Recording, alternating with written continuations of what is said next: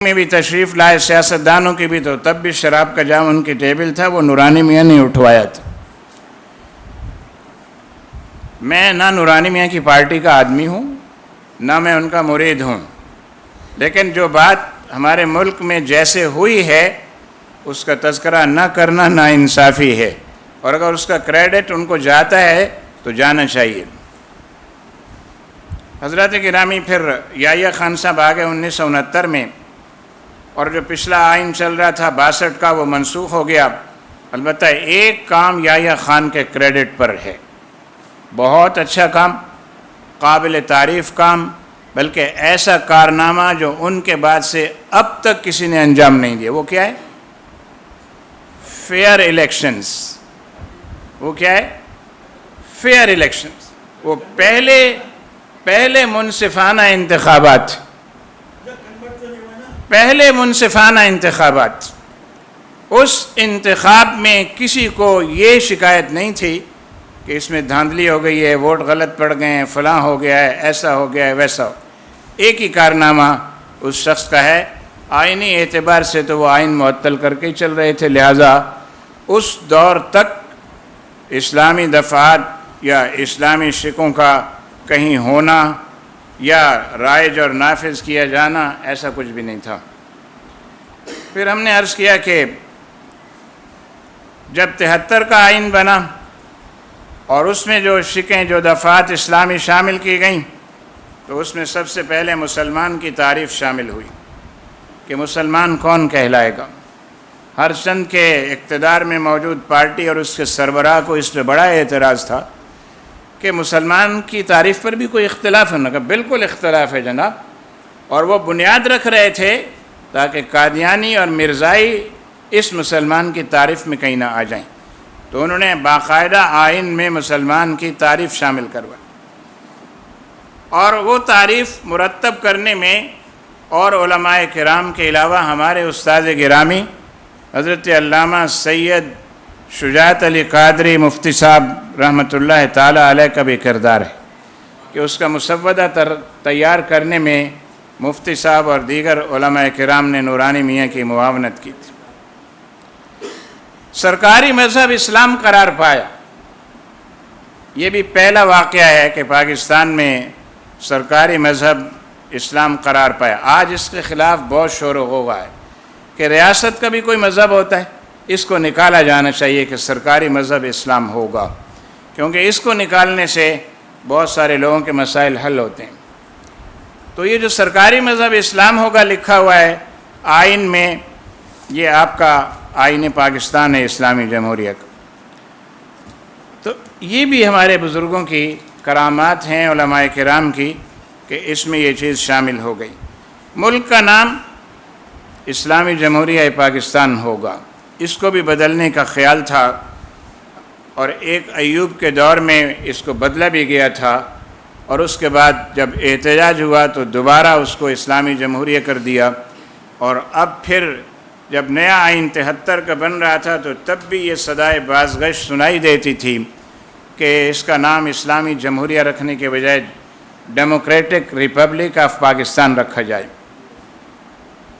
اچھا صاحب، اس آئین کا جو میں نے ابھی آپ کو دکھایا، آئین 1973 کا جو ہے، اس کا حصہ نہم جو ہے وہ سب سے اہم ہے، جس میں اسلامی احکام کے نام سے ایک چیپٹر ہے مستقل، اور اس کی شک نمبر 227 کے مطابق یہ طے پایا کہ رائج الوقت تمام قوانین کو قرآن و سنت کے مطابق منضبط کیا جائے گا اور اسلامی احکام کے عین مطابق بنایا جائے گا۔ یہ آئین میں شامل ہوا، لکھا ہوا ہے۔ اب کوئی حکومت بناتی ہے یا نہیں بناتی،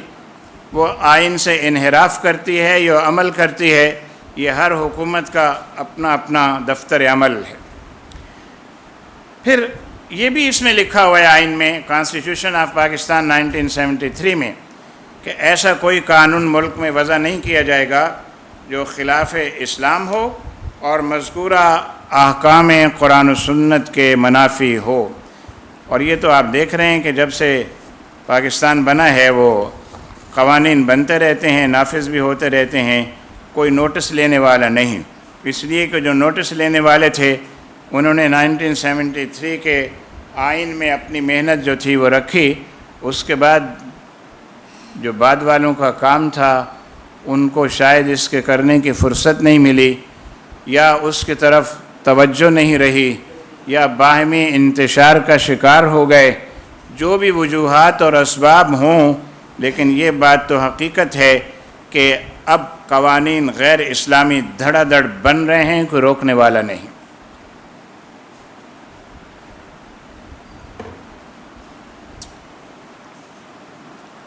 تو حضرات گرامی،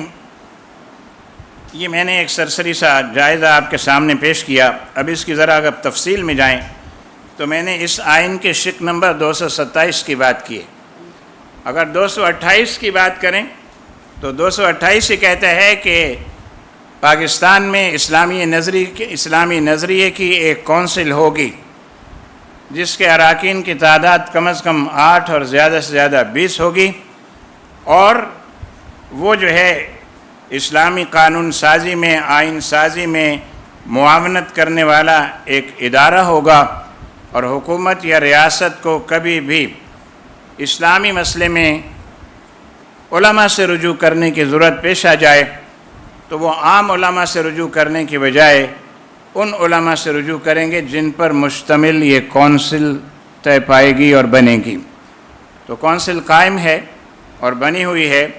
اور اس میں مختلف مکاتب فکر کی نمائندگی بھی آئین میں لکھی ہوئی ہے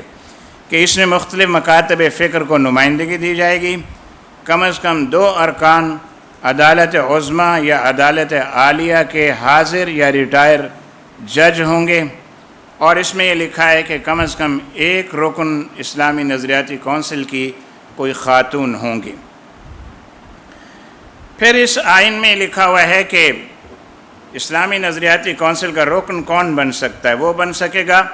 جو اسلام کے اصولوں اور فلسفے کا قرآن و سنت کے مطابق علم رکھتا ہو، یا پاکستان کے اقتصادی، سیاسی، قانونی اور انتظامی مسائل کا فہم و ادراک رکھتا ہو۔ یہ جو دوسری والی بات ہے یہ اس لیے ہے کہ اسلامی نظریاتی کونسل میں خالص علماء کرام ہی نہ شامل ہو جائیں، کچھ ایسے لوگ بھی شامل کیے جائیں جو ماہرین اقتصادیات ہوں،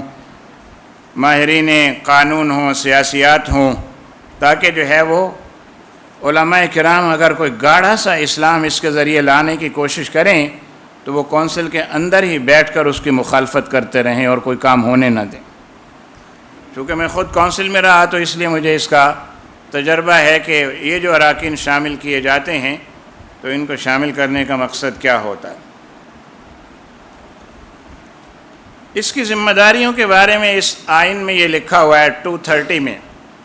230A اس کا جو ہے وہ بتاتا ہے کہ کونسل کے کارہائے منصبی کیا ہوں گی، اور کارہائے منصبی میں لکھا ہے کہ پارلیمنٹ یا صدر پاکستان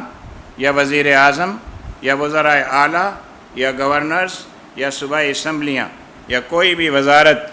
اگر مذہبی حوالے سے کسی معاملے میں رہنمائی چاہتی ہے تو وہ اسلامی نظریاتی کونسل کو لکھ کے بھیجے گی، اور 15 دن کے اندر اندر کونسل کا کام ہے کہ اپنی میٹنگ کر کے اس سوال کا، استفسار کا وہ مدلل جواب جو ہے وہ پیش کر دے۔ اور اس کے بعد کیا ہوگا؟ وہ جواب اگر کسی اسمبلی نے بھیجا ہے، فرض کیجئے قومی اسمبلی نے یا سینٹ نے بھیجا ہے،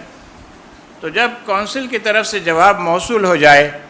تو 6 مہینے کے اندر اندر اس کو اسمبلی میں بحث کے لیے پیش کیا جائے گا۔ اس کا مطلب سمجھتے ہیں آپ کیا ہوتا ہے؟ اس کا مطلب یہ ہوتا ہے کہ فرض کیجئے ایک قانون آج بن گیا خلاف اسلام، اور کسی نے اسلامی نظریاتی کونسل کو اپروچ کیا کہ جناب یہ قانون بن گیا ہے اور یہ تو خلاف اسلام ہے، تو آپ اس پہ اپنی رائے دیں اور حکومت سے کہیں، تو وہ از خود نوٹس لیتے ہوئے اس پہ بحث کرے گی، اس کو ناجائز ہے تو ناجائز قرار دے گی، اس کے بدلے میں کیا ہونا چاہیے متبادل تجویز کرے گی۔ یہ سب کرنے کا کام جو ہے 15 دن کے اندر اندر، اور جب وہ بھیج دے گی تو پھر حضرات اراکین اسمبلی چونکہ آرام طلب زیادہ ہوتے ہیں، تو کام وام کرنے کی فرصت کم ہوتی ہے،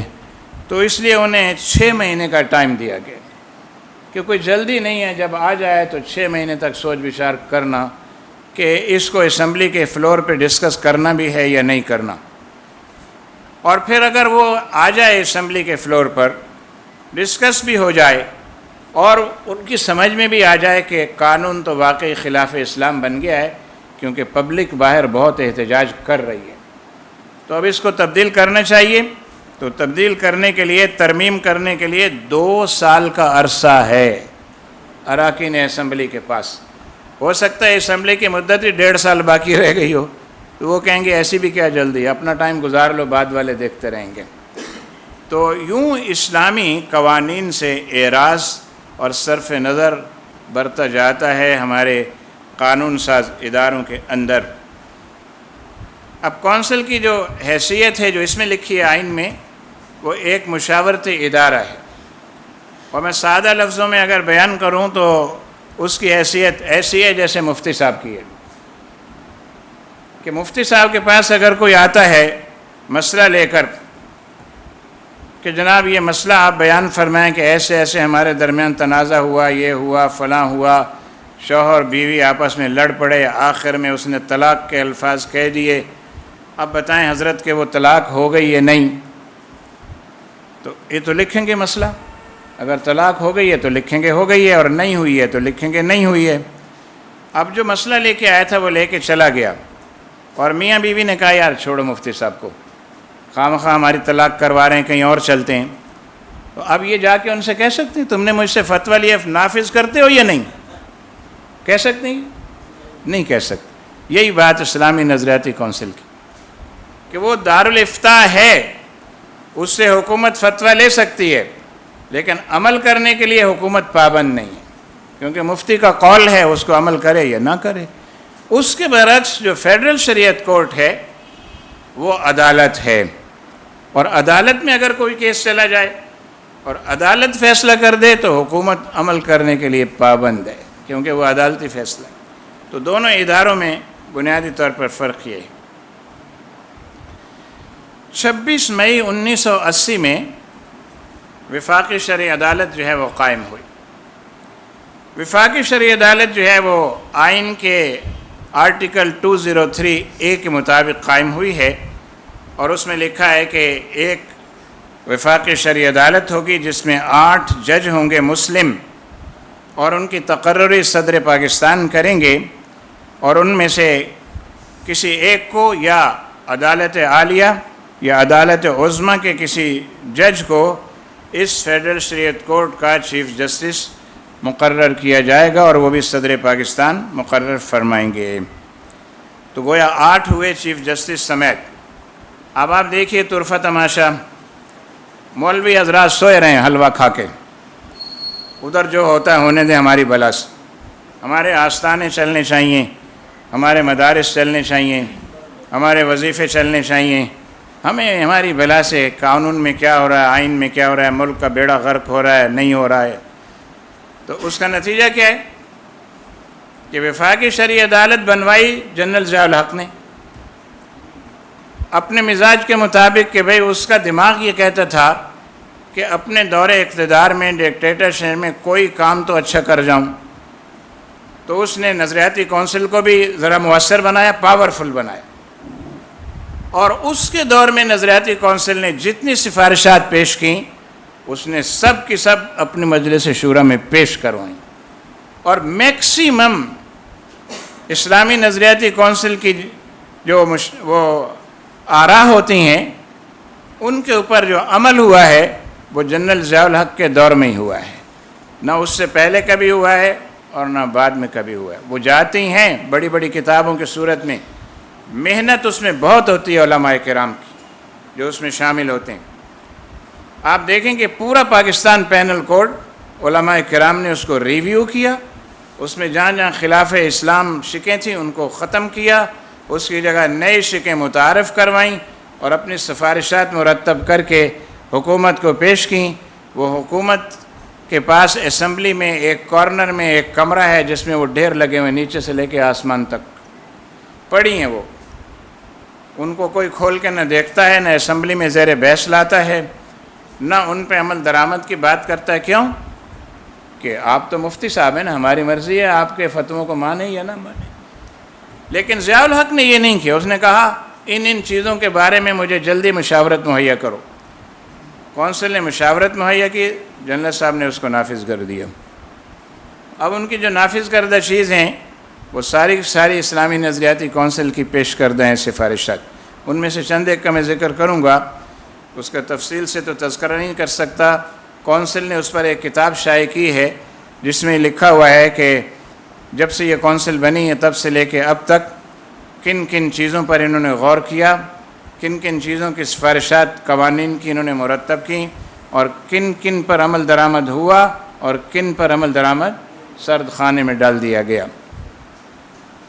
اچھا صاحب، میں نے کہا کہ ایک تو کونسل کو انہوں نے اس دور میں مضبوط کیا، دوسرے انہوں نے فیڈرل شریعت کورٹ کو انہوں نے قائم کیا، اور فیڈرل شریعت کورٹ قائم ہوئی، اس میں جو بیوروکریسی ہوتی ہے، کیونکہ صدر مملکت یا وزیر اعظم تو کوئی کام کرنا چاہتا ہے تو بیوروکریٹس کے حوالے کر دیتا ہے۔ اچھا بھی اس کا خاکہ بناؤ، قوانین بناؤ، کیسے چلے گی، کیا ہوگا، فلاں ہوگا، اور بنا کے لے آؤ میرے پاس تو پھر میں اس کو پاس کر دوں اور تاکہ یہ کام ہو جائے۔ اب جب فیڈرل شریعت کورٹ بنی تو اس میں بنانے والوں نے کیا لکھا، اس کے 8 جج ہوں گے، ان میں سے 4 جج جو ہیں وہ ہائی کورٹ یا سپریم کورٹ کے حاضر یا ریٹائرڈ ججز ہوں گے، اور 3 ارکان اس کے جو ہوں گے وہ علماء کرام میں سے لیے جائیں گے، اور ان کے وسیع تجربہ، درس و تدریس، افتاء،